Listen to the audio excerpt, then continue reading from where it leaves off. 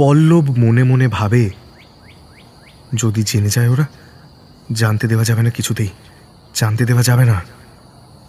অভ্র বলল, কি রে, কি হয়েছে, কি ভাবছিস এত? এই ছেলে মনে হয় প্রেমে পড়েছে।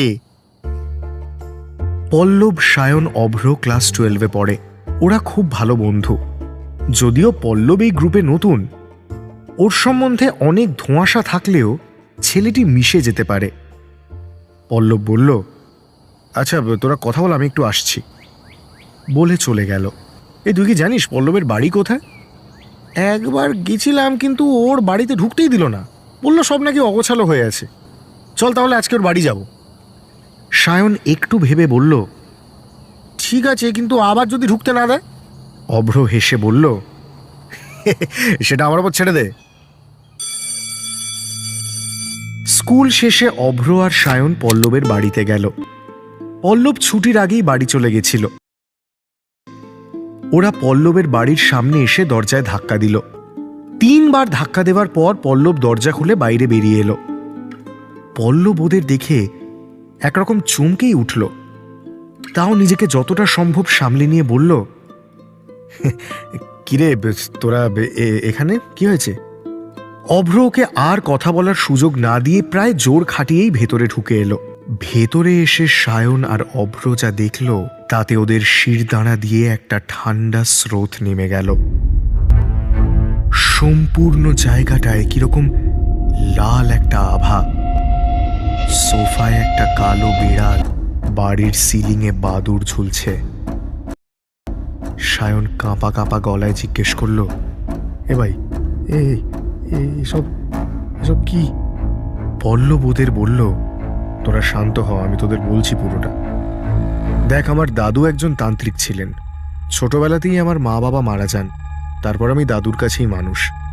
দাদু জানিস মন্ত্র বলে ভূত নামাতে পারতেন। আমিও শিখেনি দাদুর সাথে থেকে থেকে। কিন্তু ভাই, এ কথা আগে বলিসনি কেন? আমরা আজকে রাতেই এই ভূত নামানো দেখতে গ্রুপ স্টাডির নাম করে তোর বাড়ি আসবো। কিরে সায়ন, আসবি তো? সায়নও তালে তাল মেলালো।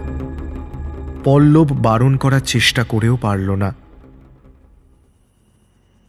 রাতে আবার সায়ন আর অভ্র পল্লবের বাড়িতে আসলো। খাওয়া দাওয়া করার পর ওরা আবার সেই সোফাটায় বসলো। দেখ, তোরা কিন্তু নিজের বিপদ নিজেই ডাকছিস। তুই সেসব ছাড়, তোর কাজ শুধু ভূত নামানো। চল শুরু করি। ওই টেবিলটায় গিয়ে বস, আমি আসছি। অভ্র আর সায়ন টেবিলের সামনে গিয়ে বসল। পল্লব একটা ছুরি নিয়ে ওদের সামনে এসে বসল। তখনই অভ্রর ফোনে একটা ফোন এলো।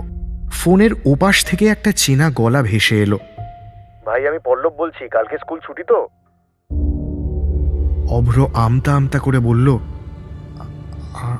আমি তো তোর বাড়ি তো। তারপর সব চুপ। পল্লব ফোনের ওপাশ থেকে চিৎকার করে উঠল, তোরা তাড়াতাড়ি বেরিয়ে আয়, ওটা আমি না, বেরিয়ে আয়। ততক্ষণে সামনে বসা পল্লব হাসতে শুরু করেছে। হাসতে হাসতে বলছে, আত্মাদের তো একটা দেহ লাগে, মানুষের মৃতদেহ।